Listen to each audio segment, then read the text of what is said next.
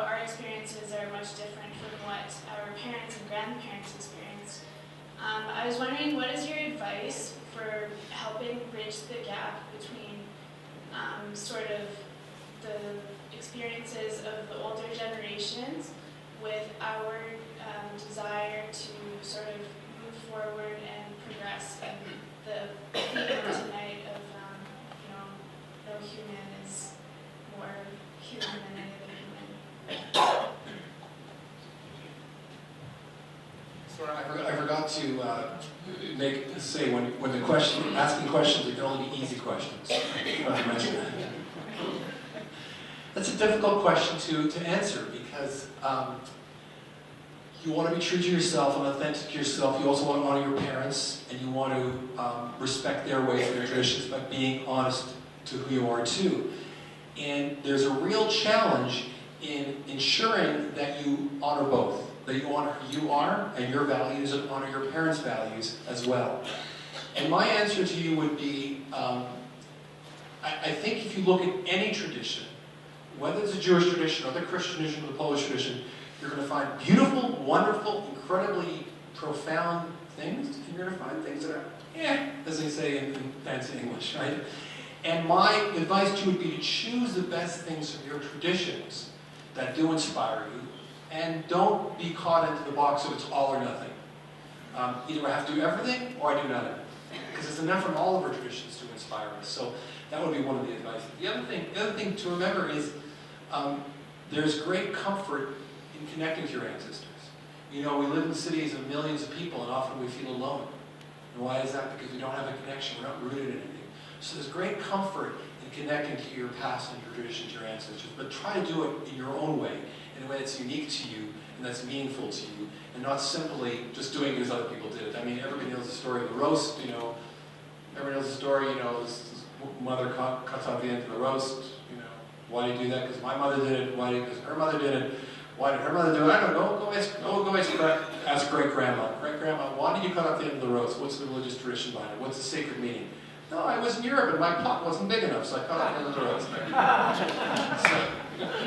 So the idea would be to find things that are meaningful and wonderful and inspiring, and not necessarily to do everything. But it's a good challenge. It's a good question.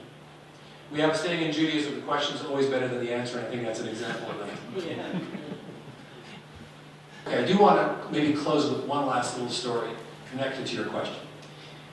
And this is a story from Gluckle of Hamlet. And it's a beautiful story about thinking about what your parents will want you to do the most.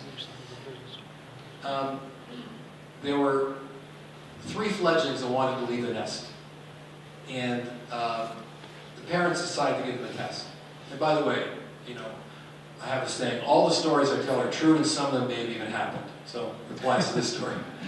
The 3 fledglings wanted to leave the nest. And their first fledgling was given a test.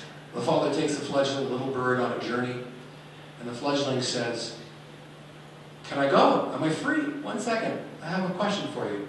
We're caught in a bit of a storm, and you know, I'm taking care of you and protecting you. Will you take care of me when I'm older and your mother's older? Because we're not sure about this Canada pension plan thing. The Harper government lately has been making some kind of funny noises." So the baby bird says,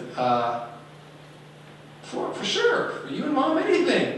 You know, Ritz-Carlton, 7-day room service, manicures, pedicures, whatever you want, iPads, whatever, everything you want, Mom and Dad. It's all for you. It's all of you ready. Fledgling taken back to the nest. You got to stay a little longer. What did I do wrong? You shouldn't promise things you don't know that you could fulfill. Time for the second bird. Same thing. Big gale force winds. Will you take care of Mother and I when we're older? Second bird says, no, you'd be old and useless. Why should I? You have nothing to offer me. Dumps them back in the nest. What did I say wrong? I said the truth. The truth is, you should help other people, whether or not they can give you something in return. You got to stay in the nest a little longer and take some more lessons. So it's time for the third fledgling. The third fledgling is taken across. And again, gale force winds. Will you take care of Mother and I when we're older and can't take care of ourselves? The third fledgling says, you know, Dad, I don't really know. What do you mean?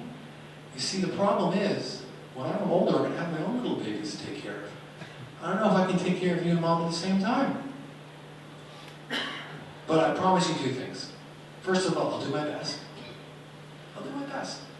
And secondly, the same kindness the same compassion, the same love you showed me, I will show to my children. Father bird looked at the bird and said, you are a wise bird. Go ahead and discover the world. And sent the bird off. So the best way of honoring your parents is the way they loved you is to love your own children.